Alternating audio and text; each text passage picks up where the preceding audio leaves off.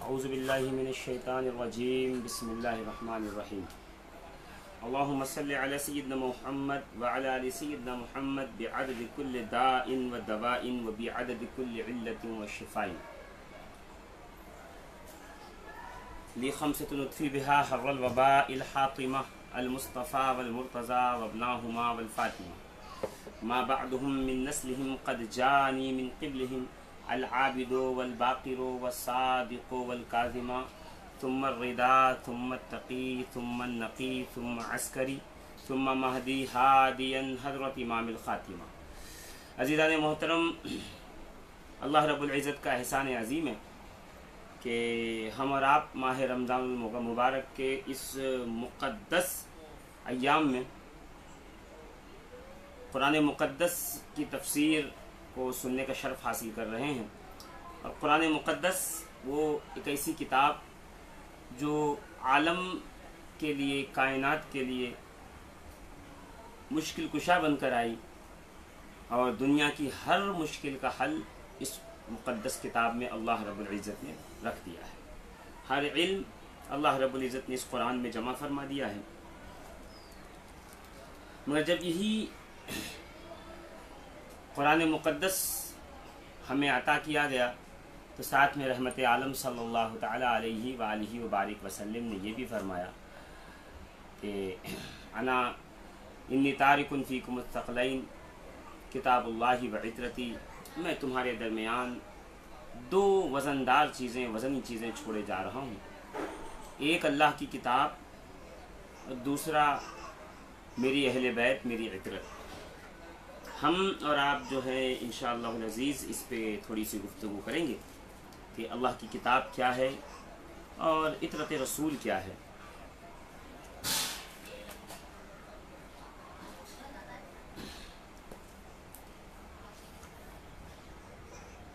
اللہم صلی وسلم علی سید الانبیاء والمرسلین۔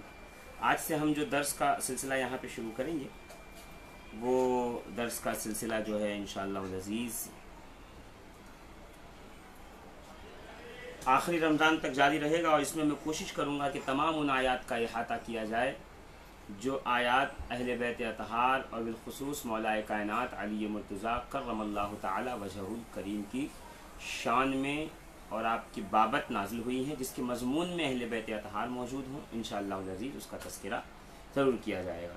دیکھیے، یاد رہے کہ اہل بیت اطہار میں اولین شخصیت ہمارے آقا جناب محمد رسول اللہ صلی اللہ تعالی علیہ وآلہ وبارک وسلم کی ہے، اور قرآن مقدس اول تا آخر جس کی مدح و ثنا کر رہا ہے اور جن کی تعریف و توصیف بیان کر رہا ہے، جن کے فضائل بیان کر رہا ہے، کہیں مزمل، کہیں مدثر، کہیں طٰہٰ، کہیں یاسین۔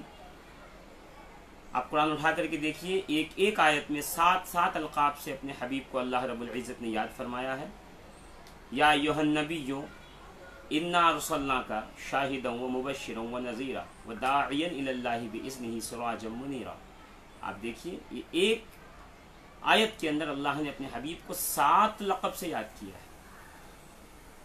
اللہ، اس کے علاوہ قرآن مقدس اٹھا کر کے آپ دیکھ لیں، اللہ رب العزت اپنے حبیب صلی اللہ تعالی علیہ وآلہ وسلم کو طرح طرح کے ناموں سے بلا رہا ہے، یہاں تک کہ حضور کے پروٹوکولز کو قرآن میں بیان کیا جا رہا ہے۔ یا ایھا الذین آمنوا لا ترفعوا اصواتکم فوق صوت النبی، اے ایمان والوں، نبی کی آواز کے سامنے اپنی آواز کو بلند مت کرو۔ اے ایمان والوں، نبی سے آگے نہ جاؤ۔ اے ایمان والوں، نبی کے کسی کام کرنے سے پہلے تم نہ کر لو۔ یہ سب کیا ہے؟ یہ سب ایک پروٹوکول ہے۔ اور وہ آیت کریمہ جس میں اللہ رب العزت نے فرمایا ہے کہ راعنا نہ کہو، انظرنا کہو، لا تقولوا راعنا، میرے حبیب کو راعنا مت کہو، کیونکہ کچھ لوگ چڑھانے کے لیے راعینا کہہ کے بلاتے ہیں، العیاذ باللہ۔ تو میں اپنے حبیب صلی اللہ تعالی علیہ وآلہ وبارک وسلم کے لیے وہ لفظ نہیں پسند کرتا جس کو لوگ کسی بگاڑ کے معنی میں لے لیں، اور جو رسول محترم صلی اللہ تعالی علیہ وسلم کی عزت پر اور شان پر معاذ اللہ کوئی جملے کہتا ہے یا کوئی کم و تر اور حقیر بات کرتا ہے، تو پھر اللہ تعالیٰ قرآن مقدس اٹھا کر کے دیکھیے، سورہ نون والقلم کے اندر ولید ابن مغیرہ کی تعریف پول کھول دی، 10 عیب قرآن نے اس کے بیان کر دیے کہ حبیب تم کو برا کہنے والا دراصل ذات کے اعتبار سے ہی برا ہے کہ اس کے اندر یہ کمیاں ہیں، اس کمیوں کی بنا پہ تمہیں برا کہہ رہا ہے۔ اور آخری میں اللہ رب العزت نے فرما دیا کہ یہ زنا کے نطفے سے ہے، یہ حرام زادہ ہے، اس لیے کیونکہ کوئی حلال زادہ، کوئی صحیح النسب و نسل میرے حبیب کی شان میں ایسی گستاخی نہیں کر سکتا صلی اللہ تعالیٰ علیہ وسلم۔ تو رسول محترم صلی اللہ تعالیٰ علیہ وسلم کی ذات ایک جو ہے الگ مقام و مرتبہ رکھتی ہے کہ جس کو بیان کرنا ہمارے بھی اور کسی کے بس کی بات نہیں ہے، صرف اللہ رب العزت ہی جانے کہ اس کے حبیب کی شان ہے کیا ہے اور وہ کتنے بلند مرتبے والے ہیں۔ بس اتنا ہے کہ وہی رب ہے جس نے تجھ کو ہمتن کرم بنایا، ہمیں بھیک مانگنے کو تیرا آستاں بتایا، تجھے حمد ہے خدایا، تجھے حمد ہے خدایا، یہی بولے سدرا والے چمنے جہاں کے تھالے، سبھی ہم نے چھان ڈالے، تیرے پائے کا نہ پایا، تجھے یک نے یک بنایا، تجھے یک نے یک بنایا۔ عزیزان محترم، یہ اس لیے میں کہہ رہا ہوں کہ شعر و سخن کی زبان ہماری عوام کو بہت اچھی لگتی ہے، ان کو جلدی سمجھ میں آتی ہے کہ اللہ رب العزت نے اپنے حبیب کو کتنے فضائل عطا فرمائے ہیں۔ احادیث بھری پڑی ہوئی ہیں حضور صلی اللہ تعالیٰ علیہ وسلم کی شان کریمی کے اندر۔ تو پنجتن پاک جسے ہم کہتے ہیں، اس کی پہلے فرد عظیم کا نام محمد الرسول اللہ صلی اللہ علیہ وآلہ وسلم ہے، اور دوسرے فرد جو ہیں ان کے وہ مولا کائنات علی مرتضیٰ ہیں، اور پھر سیدہ زہرا پاک ہیں، پھر امام حسن ہیں، پھر امام حسین ہیں۔ اللہ رب العزت نے قرآن مقدس کا ایک عظیم تحفہ عطا فرمایا، تو رسول گرامی جب جانے لگے تو قرآن عظیم کو تنہا نہیں دیا بلکہ قرآن عظیم کو ساتھ میں اہل بیت بھی عطا کیا۔ بالکل اسی طریقے سے جب آپ کوئی مشین خریدتے ہیں اور کہیں سے کوئی چیز لاتے ہیں تو آپ کو اس مشین کے ساتھ، اس موبائل کے ساتھ، اس کیا کہتے ہیں چیز شے کے ساتھ ایک کیٹلاگ بھی، ہاؤ ٹو یوز اٹ، اس کے استعمال کا طریقہ کیا ہے، فنکشن کیسے کرے گا، وہ ایک کیٹلاگ بھی دیا جاتا ہے تاکہ آپ چلانے میں کوئی غلطی نہ کر سکیں۔ تو قرآن کے ساتھ اہل بیت دے کر گویا کہ اللہ کے رسول صلی اللہ تعالیٰ علیہ وسلم بتانا چاہتے ہیں کہ میں تمہیں بغیر مرشد کے، میں تمہیں بغیر معلم کے تنہا نہیں چھوڑ رہا ہوں۔ قرآن ایک تھیوری ہے تو اس کے ساتھ اہل بیت اس کے پریکٹیکل ہے۔ کل میں سنی انٹرنیشنل سنی چینل پہ تھا تو میں نے وہاں یہ بات بتائی تھی کہ لن تنالوا البر حتى تنفقوا مما تحبون کی آیت پر جناب زہرا پاک نے کیسے عمل کیا کہ بھکاری جو ہے وہ پرانے کپڑے مانگ رہا ہے، سیدہ زہرا کے پاس ایک جوڑا پرانا ہے، ایک شادی کا جوڑا ہے پہن کے گھر میں آئی ہیں، تو پرانے کپڑے پہن کر شادی کا جوڑا اٹھا کر کے دے کے کہہ رہی ہیں کہ یہ ہے اصل اللہ کی راہ میں خرچ کرنا، انفاق فی سبیل اللہ۔ تو عزیزان محترم، انشاءاللہ العزیز اسی جو ہے راستے پہ چلیں گے اور اہل بیت اطہار علیہم الرضوان کے فضائل سماعت کریں گے قرآن و حدیث کی روشنی میں۔ سب سے پہلے جو حدیث پاک میں نے پڑھا ہے انشاءاللہ العزیز میں اس کا جو ہے تھوڑا سا خلاصہ بیان کر دوں کہ اس سے کون لوگ کیا مراد لیتے ہیں تاکہ آگے کچھ سمجھنے میں مشکل نہ ہو۔ اللہم صلی علی سیدنا محمد وعلی آل سیدنا محمد۔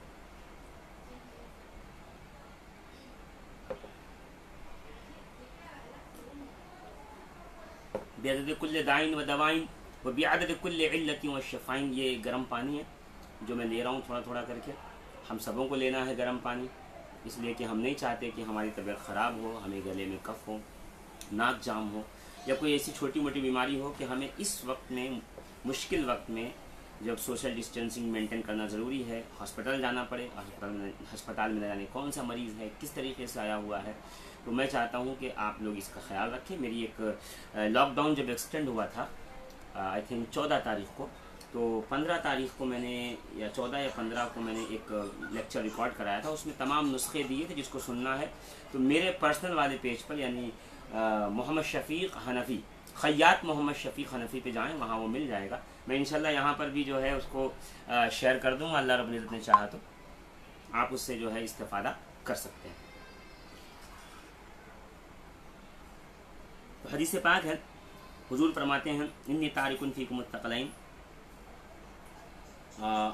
اس کے علاوہ احمد ابن حنبل کی ایک روایت ہے، اس میں ہے کہ قال قال رسول اللہ صلی اللہ علیہ وسلم انی قد ترکت فیکم ما ان اخذتم به لن تضلوا بعدی الثقلین احدہما اکبر من الاخر کتاب اللہ حبل ممدودۃ من السماء الى الارض وعترتی اہل بیتی وانہما لن یفترقا حتی یرد علی الحوض۔ اسی طریقے سے دوسری روایت بھی ہے،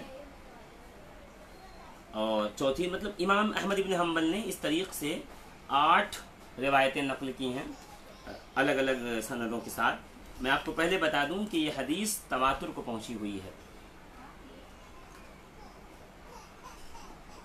حدیث متواتر اسے کہتے ہیں کہ جس کے ہر زمانے میں اتنے راوی پائے جائیں کہ ان کا جھوٹ پر متفق ہونا جو ہے وہ مشکل ہو.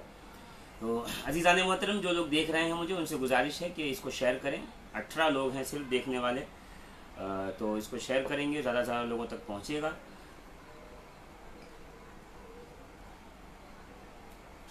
تو اس سے زیادہ سے زیادہ لوگ استفادہ کر سکتے ہیں.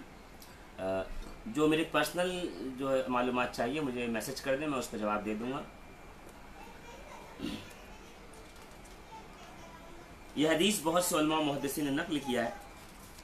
امام طیبی نے کاشف شرح مشکات میں حدیث ثقلین کی شرح لکھتے ہوئے کہتے ہیں کہ قرآن کے ساتھ تمسک کرنے کا یہ معنی ہے، یعنی رسول نے فرمایا کہ 2 چیزوں سے تمسک کرو، یعنی ان سے چپک جاؤ، ایسے چپکو کہ کبھی جدا نہ ہو.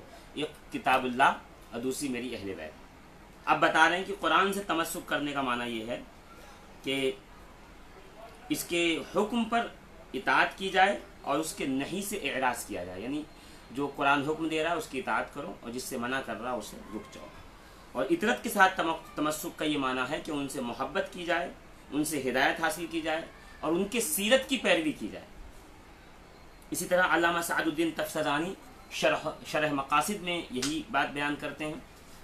اور علامہ ابن حجر مکی السوائق المحرقہ میں حدیث ثقلین نقل کرنے کے بعد لکھتے ہیں کہ رسول خدا نے قرآن اور اطرت کو جو ان کی اہل نسل اور قریب ترین رشتہ دار ہیں ثقلین کہا ہے، کیونکہ نفیس اور محفوظ رکھنے والی شے کو ثقل کہتے ہیں.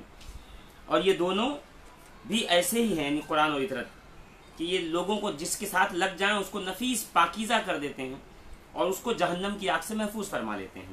کیونکہ ان دونوں میں سے ہر ایک علوم لدنی کا معدن ہے، یعنی مخرج ہے، یہاں سے علوم لدنی ملتے ہیں. معدن کہتے ہیں اصل میں اس کان کو، جیسے کوئلے کی کان ہوتی ہے جس میں سے کوئلہ نکلتا ہے، ہیرے کی کان، سونے کی کان، پتھر کی کان، اس کو معدن کہتے ہیں. تو علوم لدنی کا یہ معدن ہے کہ یہاں سے صرف اور صرف آپ کو قرآن اور اہل بیت سے علم ہی علم حاصل ہوگا.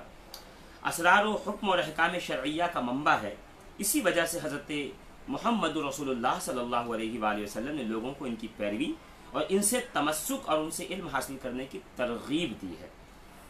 اور اسی طرح علامہ نور الدین سمہودی رحمۃ اللہ علیہ جواہر الاقدین میں زیارت قبر رسول کی بابت جب بھی گفتگو ہوتی ہے تو نور الدین سمہودی کا تذکرہ ضرور کیا جاتا ہے. انہوں نے دلائل قاہرہ کے ساتھ یہ ثابت کیا ہے کہ رسول اللہ کی قبر کی زیارت کرنا ثواب ہے.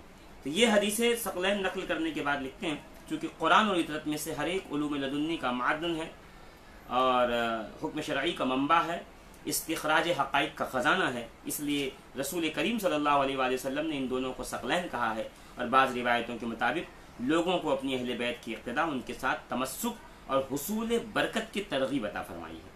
ملا علی قاری شرح شفا میں فرماتے ہیں کہ قرآن کے ساتھ تمسک کرنے کا معنی اس کے تمام حکم پہ عمل اور اس کے منع کرنے سے رک جانا ہے. اور پیغمبر کی اطرت کے ساتھ تمسک کا مطلب ان سے محبت اور ان کی سیرت کی پیروی کرنا ہے. پتہ چلا جس طرح رسول اللہ کی سیرت کی پیروی کرنا ہے اسی طریقے سے سیدنا زین العابدین، محمد باقر، جعفر صادق، موسی کاظم، امام علی رضا، تقی الجواد، علی النقی، حسن عسکری، سیدنا مولا کائنات حسن مجتبی، امام حسین کی بھی سیرت پہ آپ کو عمل کرنا ہے. علم لدنی کا مطلب یہ ہے کہ وہ علم جو اللہ رب العزت کی طرف ڈائریکٹ بندے کی طرف اتارا جائے. اسی سے ملتی جلتی باتیں بہت سے علماء نے بیان کی ہیں. ملا علی قاری نے جو لکھا ہے مرقات شرح مشکات میں حدیث ثقلین کی شرح لکھتے ہوئے ابن الملک کا ایک قول نقل کرتے ہیں کہ کتاب خدا سے تمسک کے معنی یہ ہیں کہ اس پہ عمل کیا جائے. یہ ابن الملک کہہ رہے ہیں، یعنی اس کے اوامر کی اطاعت اور اس کے نواہی سے اجتناب کیا جائے. اور اطرت کے ساتھ تمسک کا مطلب یہ ہے، تمسک مطلب ان کے ساتھ لگ جانا. اور اطرت کہتے ہیں عربی میں گوشت کے ٹکڑوں کو. یہ رسول اللہ کے جو جگر کے دل کے ٹکڑے ہیں ان کی بات ہو رہی ہے. ان کے ساتھ محبت کرنا، ان کی سیرت کی پیروی کرنا، ان کی تقلید کرنا. سید جمال الدین نے اس پر یہ اضافہ کیا، یہ ایک شارح ہیں مشکات کے، وہ کہتے ہیں کہ جب ان کی سیرت و ہدایت دین کے مخالف نہ ہو، تب اسی حال میں اہل بیت کی پیروی کی جائے گی جبکہ وہ دین کے مخالف نہ ہوں. تو ملا علی قاری کہتے ہیں میں یہ کہتا ہوں کہ حضرت کا ارشاد کا معنی یہ ہے کہ آپ کی اطاعت کی سیرت اور ہدایت ہمیشہ شریعت و طریقت کے مطابق ہوا کرے گی، لہٰذا اس اضافی شرط کی ضرورت نہیں ہے۔ جو لوگ کہہ رہے ہیں کہ اگر ہدایت کے ساتھ ہو تو ہی کرو، کا نہیں، اگر رسول اللہ کی اولاد ہوگی تو ہمیشہ وہ راہ راست پر ہوگی ہی ہوگی۔ اور اہل بیت سے مراد یہ بھی سن لیجیے آپ، یہاں پہ مسئلہ یہ آتا ہے، آج کچھ سادات کرام کو دیکھ کر لوگ کہتے ہیں ارے بھائی یہ تو ان کا تو پھر تو قرآن کے حکم کے خلاف کام کر رہے ہیں، یہ تو یہ کر رہے ہیں، یہ تو وہ کر رہے ہیں، یہ سید صاحب کی جو ہے شریعت کے خلاف عمل ہے، یہ شریعت کے خلاف قدم اٹھاتے ہیں، یہ گانا سنتے ہیں، یہ فلاں کرتے ہیں، یہ فلاں کرتے ہیں۔ یہ لوگ پھر ہم سے سوال کرتے ہیں، تو میں ان سے یہ کہنا چاہتا ہوں کہ عطرت اہل بیت سے مراد صرف اور صرف وہی لوگ ہیں جو چادر کے نیچے تھے، اہل کسا، علی، حسن، حسین اور جناب زہرا پاک جی۔ اور کیونکہ رسول محترم نے اپنی زبان اقدس سے کچھ لوگوں کی طرف اور اشارہ کیا، جیسے امام زین العابدین، امام محمد باقر، امام جعفر صادق، امام موسیٰ کاظم، یہ وہ حضرات ہیں جن کی طرف رسول اللہ نے اپنی زندگی میں جو ہے اشارہ کیا ہے، ان کے نام موجود ہے روایت کے اندر۔ اس لیے امام محمد مہدی کہ جو جنتی 7 کنفرم جنتی رسول نے بتایا، امام مہدی کا بھی ذکر فرمایا اس کے اندر۔ تو یہ وہ لوگ ہیں جن کی اطاعت کرنے کی بات جو ہے وہ کہی گئی ہے۔ خیر، امام مناوی فید القدیر میں فرماتے ہیں، شرح جامع الصغیر کے اندر لن یفترق حتی یرد علی الحوض کی توضیح کرتے ہیں کہ یہ دونوں کبھی جدا نہیں ہوں گے یہاں تک کہ حوض کوثر پہ جائیں گے۔ کہ اس میں اس بات کی طرف اشارہ اور تصریح ہے کہ دونوں کبھی جدا نہیں ہونے والے ہیں، اور انہی کو حضرت نے اپنا جانشین بنایا اور امت سے ان کے ساتھ اچھا برتاؤ کرنے کو اور ان کے حقوق کو اپنے حقوق پہ ترجیح دینے کو کہا، اور دینی امور میں ان کے دامن سے وابستہ رہنے کی سفارش کی ہے۔ یہ علامہ مناوی جو ہیں صاحب فیض القدیر وہ فرما رہے ہیں، حنفی عالم دین ہیں، کہ اپنے حقوق پر ان کے حقوق کو ترجیح دی جائے۔ زرقانی اس بات کو، یہ ایسا نہیں ہے کہ سید صاحب زمین پہ بیٹھے ہوں اور حضرت صاحب جو ہے اوپر کرسی پہ بیٹھے ہوئے ہوں، یہ بالکل اس کے خلاف اور برعکس ہے، یہ ہمیں سوچ لینا چاہیے۔ جنید خان اشرفی صاحب کہہ رہے ہیں کہ اہل بیت سبب اور اہل بیت نسب کی وضاحت کر دیں، انشاءاللہ آیت تطہیر میں اس کی وضاحت کروں گا جب ہم لوگ پہنچیں گے سورہ احزاب کی آیت نمبر 33 پر، تو انشاءاللہ میں اس کی تشریح کروں گا کہ 4 قسم کے اہل بیت ہیں جو کہ شیخ عبدالحق محدث دہلوی نے فرمایا ہے۔ ایک اہل بیت سبب جو ازواج مطہرات ہیں، ایک اہل بیت نسب جو بنو ہاشم ہیں، ایک اہل بیت خدمت سلمان فارسی وغیرہ ہیں، ایک اہل بیت ولادت جس میں جناب زہرا، امام حسن، امام حسین آتے ہیں۔ تو یہ اس کی باقاعدہ تشریح علماء نے کر دی ہے، یہ اور بات ہے کہ لوگوں کو بتایا نہیں جاتا ہے۔ تو جنید خان صاحب انشاءاللہ العزیز اس کی وضاحت کروں گا میں، اور بہت تفصیلاً گفتگو ہوگی انشاءاللہ العزیز۔ لاک ڈاؤن ختم نہیں ہونے والا ہے اور یہ مسئلہ چلتا ہی رہے گا، اور کم از کم بمبئی میں تو جون تک جائے گا ہی جائے گا، جس طرح کے آثار نظر آ رہے ہیں۔ تو انشاءاللہ یہ سلسلہ جاری رہے گا اور ہم اس کو بہت آگے تک لے کے جائیں گے، آپ بے فکر رہیں۔ جس بھی موضوع پہ گفتگو کریں گے سیر حاصل گفتگو کریں گے، اور انشاءاللہ العزیز اس کی وضاحت ضرور کریں گے۔ اب دیکھیے امام زرقانی اسی کے تعلق سے حضرت نبی کی وصیت کو دیکھتے ہوئے کہتے ہیں، دیکھو میرے بعد ان دونوں کے ساتھ سلوک کرتے رہو، یعنی ان کی پیروی کر کے مجھے خوش کرو گے اور پیروی نہ کر کے مجھے ناراض کرو گے۔ اور حدیث ثقلین کی شرح میں بہت سی چیزیں جو ہے آپ کو سننے کو مل جائیں گی اور دیکھنے کو مل جائیں گی۔ علامہ محمد معین سندھی جو شاہ ولی اللہ محدث دہلوی کے شاگردوں میں سے ہیں، محمد معین سندھی صاحب یہ محب اہل بیت ہیں۔ انہی کے زمانے میں ایک ہاشم سندھی ٹھٹھوی ہیں، یہ معین سندھی صاحب نے ہاشم سندھی ٹھٹھوی صاحب کی جو ناسبیت ہے اس کے اوپر جو ہے آپ نے ہاتھ رکھا ہے اور اس کا جو ہے قلع قمع کیا ہے۔ اور ہر دور میں ایسے لوگ ملتے رہتے ہیں کہ جب کسی کی ناسبیت بڑھتی ہے، جیسے کہ علامہ عبدالعزیز پرہاروی صاحب کا بہت نام ہے، ان کا جھکاؤ جو ہے وہ تھوڑا ناسبیت کی طرف ضرور تھا، اور بہت سی باتوں سے اس بات کا خلاصہ ہو جاتا ہے، کوئی مانے نہ مانے کیا فرق پڑتا ہے، آپ کی اپنی رائے ہے، ہماری رائے ہے، آپ کا اپنا علم ہے، اللہ نے جو ہمیں دیا وہ ہمارے پاس ہے۔ تو پھر اس کے اوپر جو ہے وہ گرفت کی ہے علامہ برخوردار ملتانی نے عبدالعزیز پرہاروی صاحب کے اوپر، اور بتایا ہے کہ آپ سے یہاں غلطی و خطا ہوئی ہے، آپ تشدد کے شکار ہو گئے ہیں، شدت پسندی کے شکار ہو گئے. خیر علامہ معین سندھی صاحب بھی اسی طریقے کا اقوال نقل کرتے ہیں. خیر یہ بات بہت لمبی چلی جائے گی. میں آپ کو بتا دوں کہ اہل بیت اطہار قرآن نے بکثرت آیت حضرات اہل بیت اطہار کی شان میں ان کی بابت نازل ہوئی ہیں، جن کے شان نزول میں اہل بیت اطہار موجود ہیں، جن میں سے ایک شواہد التنزیل ہے جس سے میں لگاتار درس دوں گا.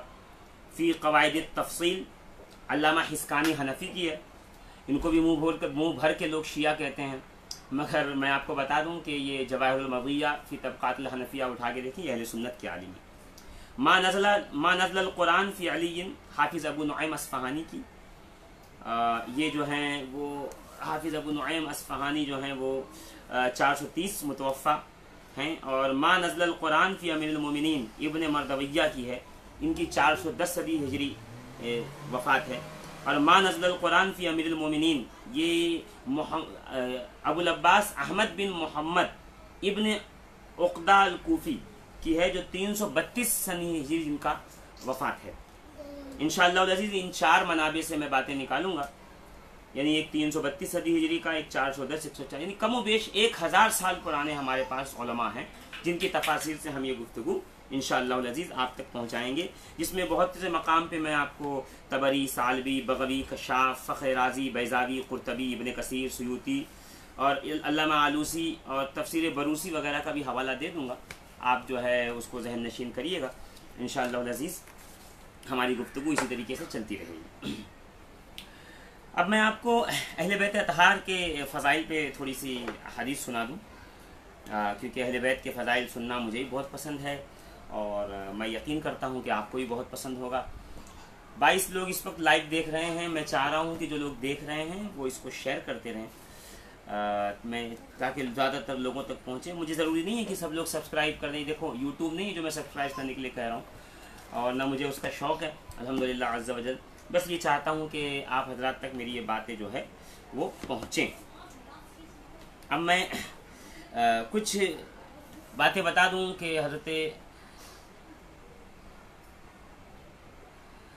جو حضرات مفسرین کرام نے لکھا ہے، اور جس کے تحت ہم کو یہ پتہ چل جاتا ہے کہ الحمدللہ عز و جل اہل بیت رسول خدا صلی اللہ تعالیٰ علیہ وآلہ وآلہ وسلم وعلیہم السلام کی شان میں الحمدللہ قرآن کی اتنی آیتیں نازل ہوئی ہیں. سب سے پہلے ہم آپ کے سامنے ابن مردویہ کا قول رکھیں گے کہ علامہ ابن مردویہ نے حضرت عبداللہ ابن عباس سے نقل کیا ہے، نزلت فی علی 300 آیہ، کہ مولا علی کی شان میں 300 آیتیں نازل ہوئی ہیں.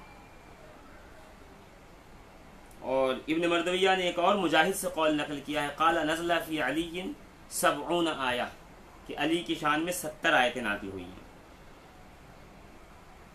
اور اسی طریقے سے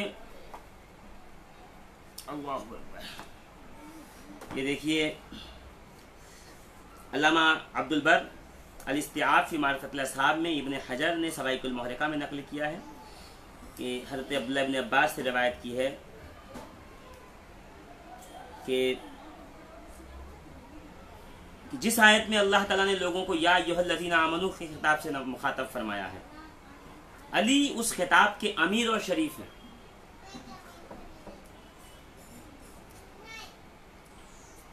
علی جو ہیں وہ یا ایھا الذین آمنوا جو خطاب قرآن میں 90 جگہ پہ ہے، 90 یا ایھا الذین آمنوا، تو اس کے امیر اور شریف جو ہے وہ مولا کائنات ہے. جب بھی یا ایھا الذین آمنوا کہا جائے گا تو مولا علی اس سے مراد ہوں گے، پہلے مخاطب اس کے مولا علی ہوں گے.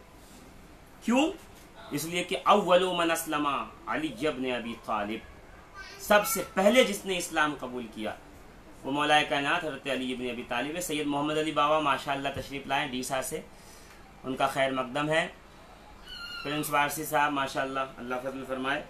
اسی طریقے سے ابن مردویہ نے کافی سارے اقوال جو ہے وہ نقل کیے ہیں، اور ابو بکر بن مردویہ جو ہیں امام ابن عساکر نے نقل کیا ہے. اسی طریقے سے الاستیعاب فی معرفت الاصحاب میں آیا ہوا ہے، السوائق المحرقہ میں نقل کیا گیا ہے کہ علی ہر اس آیت کے شریف ہیں اور امیر ہیں سردار ہیں جس میں یا ایھا الذین آمنو ہے. صبح قیامت تک جب بھی یا ایھا الذین آمنو کہا جائے گا تو اس سے ہم بھی مراد ہوں گے، مگر اس صف میں جو سب سے آگے کھڑا ہے اس کی ذات علی مرتضیٰ کی ذات ہے، وہ مولا کائنات کی ذات ہے. اور آگے امام ابن مردویہ المتوفا 410 صدی ہجری نقل فرماتے ہیں، قال ما نزلت یا ایھا الذین آمنو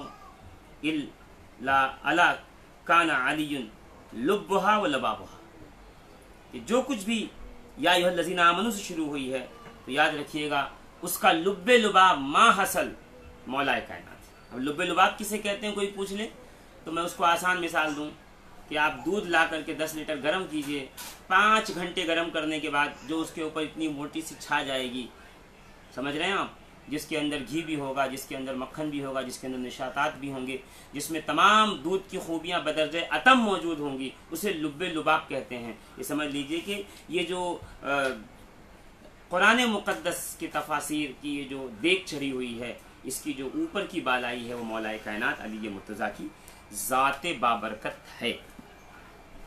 الحمدللہ.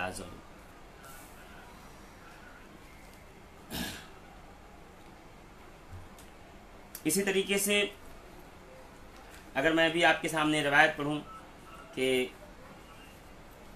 مولا کائنات ایسا نہیں ہے کہ آپ کی شان میں آیت ہوئی، اللہ نے آپ کو علم بھی اتنا ہی نوازا ہے. چنانچہ رسول خدا صلی اللہ تعالیٰ علیہ وآلہ وبارک وسلم ارشاد فرماتے ہیں کہ یہ روایت جو ہے امام حاکم نے مستدرک میں نقل کیا ہے، جو شیخین کی شرط پہ صحیح ہے. امام احمد ابن حنبل نے، امام نسائی نے، امام بغوی نے، امام ابو حاتم نے، ابو یعلا نے، ابن حبان نے، ابو نعیم اصفہانی نے نقل کیا ہے اس کو. دیلمی نے بھی نقل کیا ہے، مگر دیلمی نقل کر دیں تو پھر اس پہ تو بڑا مسئلہ ہو جاتا ہے. وہ اکثر ایسی روایتیں لاتے ہیں جن کا سر پیر نہیں ہوتا. اس کے لیے میں جو ہے امام دیلمی کی روایت سے بہت بچتا ہوں جب تک کہ اس پہ شواہد موجود نہ ہوں. ہاں دیکھیے، مجھے الحمد شریف کی تفسیر بھی بیان کرنی ہے، میں ذرا تیزی سے چل رہا ہوں، مجھے معذرت کے ساتھ. ابو سعید خدری سے روایت ہے کہ جناب رسالت مآب صلی اللہ علیہ وسلم کی تشریف آوری کے منتظر بیٹھے ہوئے تھے لوگ کہ اتنے میں حضور گھر سے برآمد ہوئے. کفش مبارک کا تسمہ ٹوٹا ہوا تھا، جوتے کا جو تسمہ ہوتا ہے وہ ٹوٹا ہوا تھا. تسمہ کسے کہتے ہیں؟ سول، نیچے کا جو حصہ ہوتا ہے. جناب امیر علیہ السلام کی طرف سے ڈال کر فرمایا تم میں ایک ایسا شخص ہے جو لوگوں سے قرآن کی تعویل پہ جنگ کرے گا جس طرح سے کہ میں نے اس کی تنزیل پہ جنگ کیا ہے. ابو بکر رضی اللہ تبارک و تعالی عنہ امیر المومنین، خلیفۃ المسلمین، عاشق رسول، صدیق اکبر نے عرض کیا یا رسول اللہ کیا وہ شخص میں ہوں؟ فرمایا نہیں عمر، نہیں. عمر رضی اللہ تعالیٰ عنہ نے کہا کہ یا رسول اللہ وہ شخص میں ہوں؟ فرمایا نہیں، بلکہ جو میرے جوتے سی رہا ہے وہ ہے. اور مولا کائنات اس وقت رسول اللہ صلی اللہ تعالیٰ علیہ وآلہ وسلم کے جوتے مبارک سی رہے تھے. حضور نے قرآن کی تنزیل پہ، نازل ہونے پہ جنگ کیا اور لوگوں کو اس کے اندر جو ہے سختی سے بٹھایا دلوں کے اندر. اور حضور فرما رہے ہیں کہ علی وہ ہے جو اس کی تعویل پہ جنگ کرے گا. یہ اس سے جنگ سے مراد وہی نہروان کی جنگ ہے، وہ صفین کی جنگ ہے جس میں علی مرتضیٰ تشریف لائے اور ایک جنگ ہوئی. اچھا، اس کی وجہ ایک یہ بھی ہے کہ رسول محترم صلی اللہ تعالیٰ علیہ وسلم ارشاد فرماتے ہیں علی مع القرآن والقرآن مع علی لن يتفرقا حتی یرد علی الحوض. علی قرآن کے ساتھ ہیں اور قرآن علی کے ساتھ ہے، دونوں جدا نہ ہوں گے حتیٰ کہ حوض کوثر پہ اکٹھے ہو جائیں گے. یہ امام مستدرک نے، امام حاکم نے مستدرک للصحیحین میں، امام طبرانی نے معجم الاوسط میں، المعجم الصغیر میں، تاریخ دمشق کبیر میں ہے، مجمع البحرین فی زوائد المعجمین میں ہے، اور سبل الہدی والرشاد میں ہے، جمع الجوامع میں ہے، جامع الاحادیث کبیر میں ہے، کنز العمال میں ہے. الدر الصحابہ امام شوکانی کی جو لکھی ہوئی ہے اس میں بھی یہ چیز موجود ہے کہ علی قرآن کے ساتھ ہیں اور قرآن علی کے ساتھ ہے، دونوں ایک دوسرے کے ساتھ ہیں. یہ دونوں ایک دوسرے سے کبھی جدا نہیں ہوں گے یہاں تک کہ حوض کوثر پہ رسول اللہ سے جا کر کے ملاقات کریں گے. جی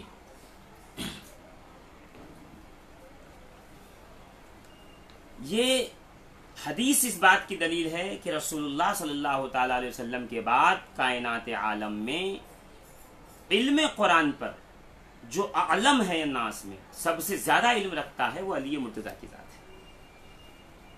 چنانچہ قاضی بیضاوی نے اپنی تفسیر کے مقدمے میں فرمایا ہے کہ مجھے خیال پیدا ہوا کہ میں فن تفسیر میں ایک ایسی کتاب تصنیف کروں جو ان خالص اقوال پر مشتمل ہو ما بلغنی من عظماء الصحابہ جو مجھے اکابر صحابہ کے ذریعے پہنچی ہے. اس پر محی الدین شیخ زادہ نے لکھا کہ انہوں نے اعظم صحابہ سے حضرت علی ابن عباس، عبداللہ ابن عمر، عبداللہ ابن عباس، عبداللہ ابن مسعود، عبداللہ ابن عمر بن عاص، ابن زبیر، ابن عمر، ابی بن کعب، حضرت زید بن ثابت کو مراد لیا ہے. وہ صدرہم علی، اور ان تمام لوگوں کے جو سردار ہیں وہ علی مرتضیٰ ہیں. اور حضرت ابن عباس کہتے ہیں جو سید المفسرین رأس المفسرین ہیں، وہ فرماتے ہیں کہ میں نے جو کچھ قرآن کی تفسیر لی ہے وہ علی مرتضیٰ سے لی ہے. اسی طرح سے حضرت ابو ذر غفاری بیان کرتے ہیں رسول کریم صلی اللہ علیہ وسلم نے فرمایا علی باب علمی ومبین لامتی ما ارسلت به من بعدی، علی میرے علم کا دروازہ ہے اور جس چیز کے ساتھ میں بھیجا گیا ہوں اسے میرے بعد میری امت کو کھول کھول کر بتانے والا ہے. یہ بھی امام سخاوی نے لکھا ہے، سبل الہدی والرشاد میں ہے، جمع الجوامع میں اس کا ذکر ہے، کشف الخفا میں بھی اس کا ذکر ہے، اور سلمان فارسی سے روایت ہے جمع الجوامع کی، کنوز الحقائق کی، جامع الاحادیث کبیر اور کنز العمال کی، کہ اعلم امتی من بعد علی بن ابی طالب، کہ حضور فرماتے ہیں کہ میرے بعد میری امت کا سب سے بڑا عالم علی بن ابی طالب کی ذات ہے. دیکھیے جبکہ یہ جو حدیث بیان کی اس کی سند جو ہے وہ بیان نہیں کی گئی ہے، تو کوئی یہ نہ کہے بنا سند کی حدیث کیسے بیان کر دی. اس لیے بیان کر دی کہ یہ سندن تو ثابت نہیں ہے مگر ان کا متن بہت پختہ ہے. ان کا متن یہ پکار کے کہہ رہا ہے اور چیخ چیخ کر بتا رہا ہے، کیونکہ جو صحیح روایات میں گزرا ہوا ہے بعین ہی یہ متن ایسے ہی ہے. گویا کہ صحیح احادیث سے ان احادیث کو تقویت ملتی ہے. حضور فرماتے ہیں ما کانا احد بعد رسول اللہ، سعید ابن مسیب فرماتے ہیں کہ ما کانا احد بعد رسول اللہ اعلم من علی بن ابی طالب، رسول اللہ کے بعد علی بن ابی طالب سے بڑا کوئی عالم نہیں تھا. اچھا حضرت انس بیان کرتے ہیں کہ رسول اللہ نے سیدنا علی کو فرمایا لوگ میرے بعد اختلاف میں پڑیں گے تو تم اس کی وضاحت کرو گے جس طرح سے میں اپنی زندگی میں اختلافات کی وضاحت کرتا ہوں. اچھا علی کا علم تفسیر دیکھ لیجئے آپ، وہ بھی میں آپ کے سامنے رکھ دوں تاکہ تھوڑی آپ کو تسلی ہو اور آپ کی آنکھیں ٹھنڈی ہو جائیں. آج میں صرف انٹروڈکشن دے رہا ہوں، انشاءاللہ العزیز گفتگو ہوگی اللہ نے چاہا تو.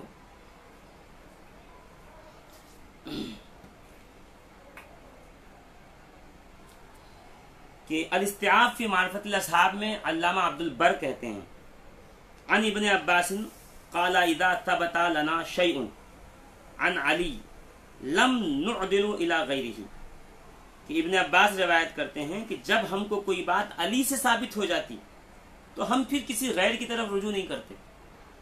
علی نے بول دیا، بات ختم ہو گئی، اب ہمیں کسی اور کی تصدیق کی ضرورت نہیں. یہ ابن عباس کا قول ہے، سید المفسرین کا قول. اس طرح امام مغازلی نے لکھا کہ ابن عباس کہتے ہیں کہ ایک رات جناب علی بائے بسم اللہ الرحمن الرحیم کے نقطے کی شرح فرمانے لگے. صبح ہو گئی مگر وہ تفسیر پوری نہ ہوئی. مجھے اپنی جان ان کے پاس مثل ایک فوارے کے معلوم ہوتی تھی. اچھا ابن عباس سید المفسرین کہلاتے تھے، علم کا ڈنکا بجتا تھا. وہ کہہ رہے ہیں مجھے ایسے لگا کہ میں تو ایک فوارہ ہوں علم کا اور علی اس کا سمندر ہے. اللہ کہ علی جانتے ہیں کون سی آیت دن میں نازل ہوئی، کون سی رات میں نازل ہوئی، کون سی چٹیل میدان میں نازل ہوئی، کون سی پہاڑ پہ نازل ہوئی. جو تم کو پوچھنا ہو وہ علی ابن ابی طالب سے پوچھ لو، وہ تمہیں اس کے بابت ہر ایک علم بتائیں گے. ابن مسعود رضی اللہ تعالیٰ عنہ کشف الظنون میں یہ روایت ہے، کہتے تھے کہ بتحقیق قرآن 7 حروفوں پہ نازل ہوا، کوئی حرف اس کا ایسا نہیں جس کے لیے ظاہر و باطن نہ ہو، یعنی 7 قرت پہ ہے اور ہر ایک کا ایک ظاہر ہے ایک باطن ہے. اور بتحقیق علی کے پاس ظاہر کا علم بھی ہے اور باطن کا علم بھی ہے. اللہ.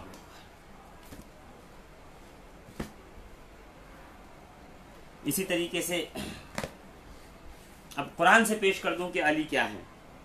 سورہ رعد آیت نمبر 43، قل کفا باللہ شہیدم بینی وبینکم ومن عندہ علم الکتاب. یہ قرآن مقدس ہے کہ جب اللہ کی رسول اللہ کی رسالت پہ مشرکین مکہ نے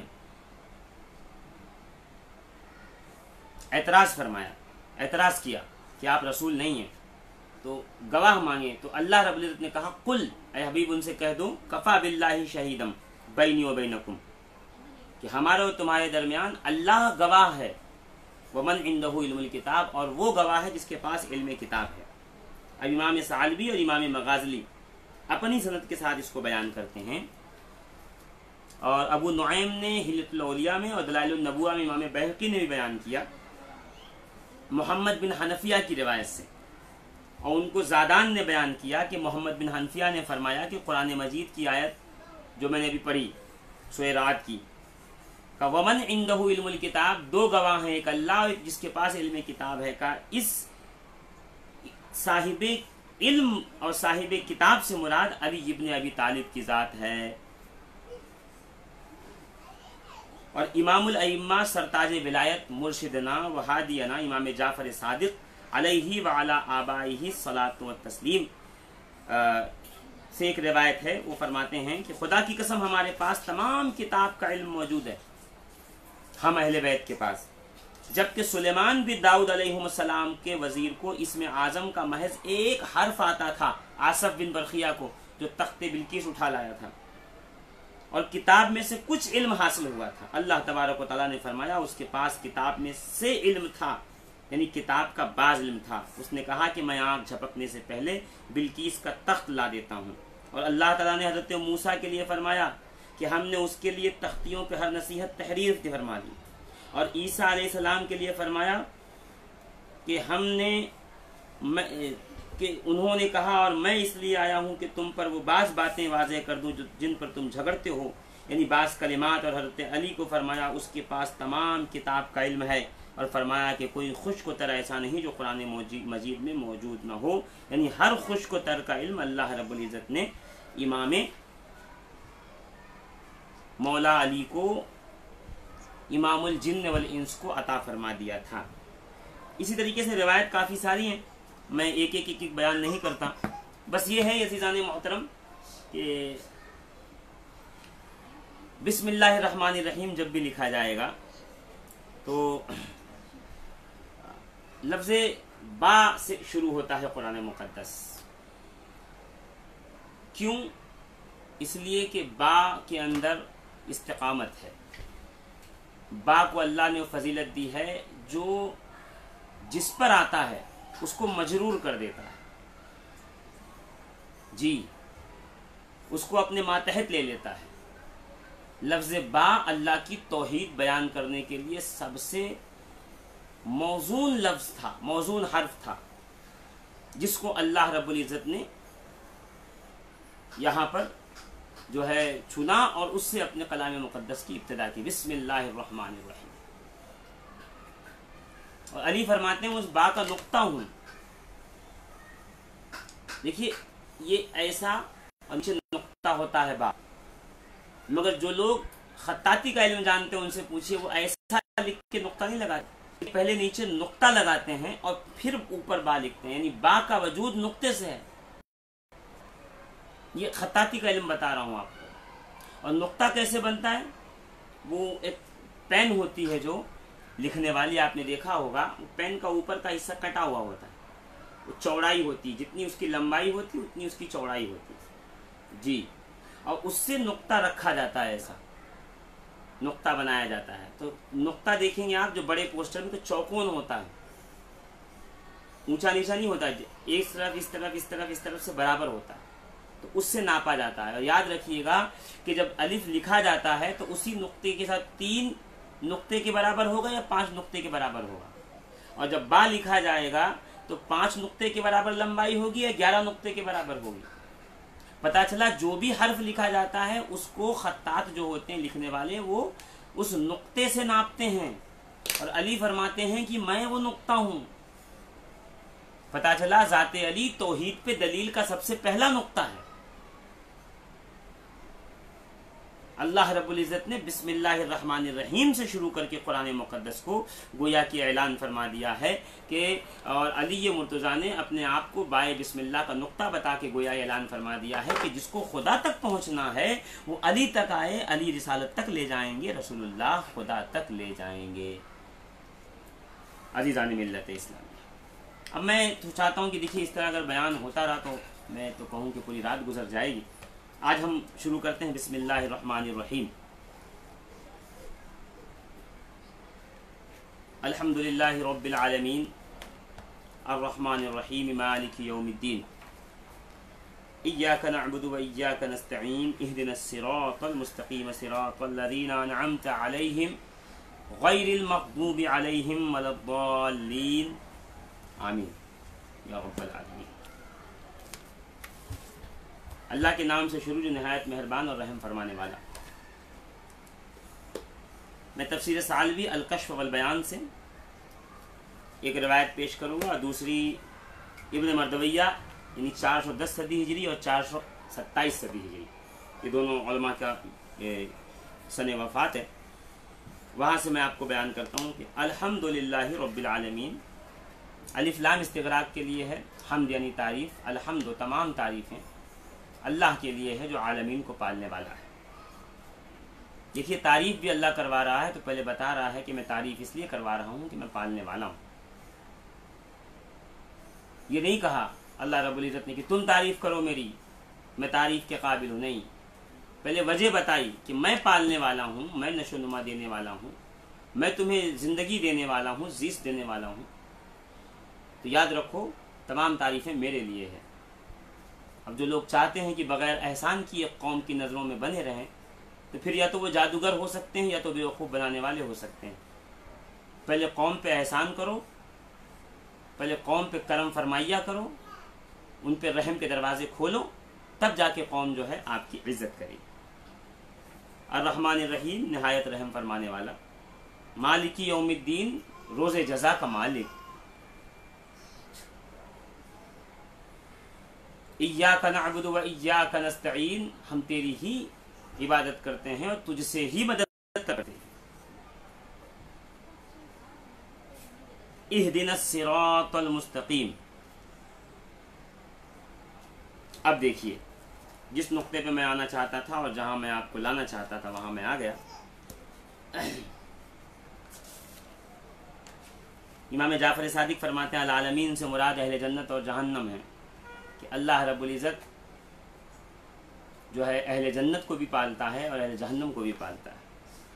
आज हमारे यहाँ मसला ये है कि दाढ़ी पहले देखी जाती है, टोपी पहले देखी जाती है, पगड़ी का रंग पहले देखा जाता है, जिसकी पगड़ी का रंग हमारी पगड़ी से मिलता है वो हमारा है वरना नहीं है। ये हमारे अंदर कमी है। वो रब होकर के कहता है मैं आलमीन का रब हूँ, अहले जन्नत हो, अहले दोज़ख हो, इस्लाम वाला हो, गैर इस्लाम वाला हो, मैं सबको पालता हूँ। तुम्हें भी चाहिए कि तुम अपने आप को इसी तरह से कर लो कि तुम्हारे दरवाजे पे जो भी आए खाली हाथ न लौटे। अल्लाह फरमा रहा इहदिनस सिरातल मुस्तकीम, ऐ अल्लाह हमें सीधी राह पर चला। और मैं कहता हूँ चला नहीं, अल्लाह हमें सीधी राह पे कायम फरमा, हमें हिदायत दे सीधी राह की तरफ, उस पर इस्तिकामत अता फरमा। हज़रत अली इब्न अबी तालिब फरमाते हैं इहदिना तब्बतना, यानी हमें साबित कदम फरमा, कायम फरमा। حضرت حارث سے روایت ہے، وہ روایت کرتے ہیں کہ علی ابن ابی طالب فرماتے ہیں میں نے نبی کریم صلی اللہ تعالی علیہ وسلم کو فرماتے ہوئے سنا کہ الصراط المستقیم سے مراد اللہ کی کتاب ہے۔ حضرت مسلم بن حیان سے روایت ہے، وہ روایت کرتے ہیں کہ حضرت بریدہ رضی اللہ عنہ سے وہ اللہ تعالیٰ کا فرمان اہدنا الصراط المستقیم کے بارے میں فرماتے ہیں کہ صراط مستقیم سے مراد رسول خدا صلی اللہ تعالی علیہ وسلم اور ان کی آل کا راستہ ہے۔ یہ تفسیر مردویہ میں۔ اب تفسیر کشف البیان میں تھا، یہ تفسیر مردویہ میں کیا ہے؟ قولہ تعالی اہدنا الصراط المستقیم، ابن مردویہ نقل کرتے ہیں علی کرم اللہ وجہ الکریم قال ان الصراط المستقیم محبتنا اہل البیت، کہ صراط مستقیم کیا ہے؟ ہم اہل بیت کی محبت کا نام ہے صراط مستقیم۔ دیکھیے پورے قرآن کی اول سے آخر تک تو تفسیر مشکل، بہت ناممکن میں سے ہے، کئی سال لگ جاتے ہیں۔ میں صرف وہی آیتیں اٹھاؤں گا صورتوں میں سے جس میں اہل بیت کا تذکرہ ہے۔ سورۃ الفاتحہ میں دو اہل سنت کے علماء، ایک علامہ احمد بن محمد الثعلبی سن وفات 427 اور ایک ابن مردویہ امام اصفہانی 410 صدی ہجری، دونوں کی روایت کردہ احادیث کے ذریعے اور بیان کے ذریعے، تفسیر کے ذریعے یہ بات روز روشن کی طرح واضح ہو گئی کہ اہدنا الصراط المستقیم سے مراد یا تو قرآن ہے یا تو پنجتن پاک ہے، اور تطبیق دونوں میں ایسے ہوگی کہ اللہ رب العزت کے رسول دنیا سے تشریف لے جاتے وقت قرآن اور اہل بیت ہدایت کے لیے دیے گئے، پتہ چلا اہدنا الصراط المستقیم سے مراد قرآن بھی ہے اور اہل بیت رسول خدا صلی اللہ تعالی علیہ وسلم کی محبت بھی ہے۔ اور کیوں نہ ہو، علی کی محبت تو جان ایمان ہے۔ اس تفسیر کو تقویت ان روایت سے بھی ملتی ہے جن روایت میں اللہ کے رسول صلی اللہ تعالی علیہ وسلم نے کہا ہے کہ علی حق کے ساتھ ہے، علی مع الحق والحق مع علی، علی حق کے ساتھ ہے، حق علی کے ساتھ ہے۔ اور ایک روایت میں ہے علی مع الحق والحق معہ، علی حق کے ساتھ ہے اور حق علی کے ساتھ ہے۔ اور ایک روایت میں ہے کہ اللہم ادر الحق معہ حیث الدار، اے اللہ حق کو وہاں لے جا جہاں جہاں علی جا رہے ہیں۔ یہ نہیں کہا کہ علی کو حق کے پیچھے لے کے چل، بلکہ کہا نہیں، جہاں علی ہوں وہاں حق تلاش کرو۔ تو اب جو لوگ حق تلاش کر رہے ہیں ان سے ہاتھ جوڑ کے گزارش کرتا ہوں کہ اپنی مرضی سے حق نہ تلاش کریں، اپنے علماء کے اقوال پہ حق نہ تلاش کریں، اپنے مولویوں کے فتووں پہ حق نہ تلاش کریں، رسول اللہ کے قول اور حدیث پہ حق تلاش کریں۔ رسول کہہ رہے ہیں حق وہاں ہوگا جہاں علی ہوں گے، اور ہم نہ جانے حق کہاں کہاں ڈھونڈتے پھر رہے ہیں۔ اور یہ بھی کہہ دیا کہ جہاں جہاں علی جائیں یا خدا حق پیچھے پیچھے جائے۔ تو حق علی کے ساتھ ہے، علی حق کے ساتھ ہے، قرآن علی کے ساتھ ہے، علی قرآن کے ساتھ ہیں، اہل بیت اور قرآن ایک ساتھ ہیں۔ یہ تمام روایتیں اس روایت کو سہارا دے رہی ہیں جو اہدنا الصراط المستقیم کی تفسیر میں آئی ہے کہ صراط مستقیم سے مراد رسول اللہ کی ذات ہے، اہل بیت رسول اللہ کی محبت ہے، اور قرآن مجید کی کتاب ہے، قرآن مجید کتاب ہے۔ تو جسے صراط مستقیم پہ عمل کرنا ہو وہ آل محمد صلی اللہ تعالی علیہ وآلہ وبارک وسلم کے پیچھے چلے۔ صحیح کہا جنید صاحب نے کہ خاموش ہیں تو دین کی پہچان علی ہیں، گر بولے تو لگتا ہے کہ قرآن علی ہیں، مگر جنید خان اشرفی صاحب یہ کہتے تو سب ہیں، پڑھتے تو سب ہیں، اس پہ عمل کون کر رہا ہے کہ علی جو بولے وہ قرآن ہے؟ کاش ہم یہ سمجھنے بھی لگیں کہ علی جو کہتے ہیں وہ گویا کہ قرآن ہے، علی کی زبان پہ اللہ کا کلام جاری ہوتا ہے، کیونکہ علی ولی کامل ہیں، اور ولی جب اللہ کی ذات میں فنا ہو جاتا ہے تو بولتا ولی ہے، بات اللہ کی۔ اللہ رب العزت سے دعا ہے کہ اللہ رب العزت ہمیں اپنے عزائم پہ قائم رہنے کی توفیق عطا فرمائے، حب اہل بیت کی سعادت نصیب فرمائے۔ انشاءاللہ العزیز کل سے سورہ بقرہ کی آیتوں پر ہم گفتگو کریں گے کہ کون سی آیت کس وقت میں اور اہل بیت اطہار کی شان میں کب نازل ہوئی ہے۔ اور اسی طریقے سے ہمارا یہ قافلہ درس قرآن اپنی منزل کی طرف رواں دوا ہوگا۔ وقت مقررہ 10:30 سے لے کے 11 بجے تک۔ آج میں نے تھوڑا 11:30 ہو گئے ہیں، 1 گھنٹہ ہو گیا ہے، مگر کل سے انشاءاللہ العزیز پوری پابندی ہوگی 10:30 سے 11، آدھا گھنٹہ، یہ 10-1 منٹ بڑھ جائے گا تو اس پہ ہم ختم کر دیں گے۔ زیادہ سے زیادہ لوگوں تک اس درس کی دعوت کو عام کریں، لوگوں کو کہیں کہ فالو کریں پیج، جب درس ختم ہو جائے تو انفالو کر دیں، کوئی فرق نہیں پڑتا، مگر ان تک یہ بات پہنچ جائے دلائل کے ساتھ، اس لیے کہ وما علینا الا البلاغ، ہم پہ کچھ بھی نہیں ہے ما سوائے اس کے کہ لوگوں تک پہنچا دینا۔ رب تبارک و تعالیٰ سے دعا ہے کہ اللہ رب العزت ہمیں صراط مستقیم پہ چلنے کی توفیق عطا فرمائے، یعنی پیروی رسول خدا کی، محبت علی مرتضیٰ کی، آمین بجاہ النبی کریم۔